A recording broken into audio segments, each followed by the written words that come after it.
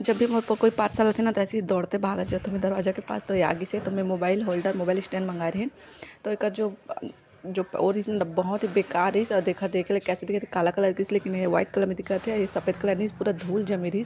एक बार तो सोचन कि वापस कर दूँ, पर दिवान के पापा एक तो ऑनलाइन सामान मंगा गुस्सा करते, तो रिटर्न करे से भी गुस्सा करते। तो फिर मैं सोचन के रख लेते हो, तो मैं पोंछ वोच के साफ करके रख ले रहे हैं। तो ये जोड़ना बहुत ही आसान रही। ऐसे जो पतला वाला रहता है अंदर कर लेना है, फिर एला ऐसे कर लेंगे ना, ही कोई नट ब्रूट कुछ की जरूरत नहीं, बस एला ऐसे घुमा घुमा के सेट कर लेना रही। और यह बहुत अच्छा मजबूत रही।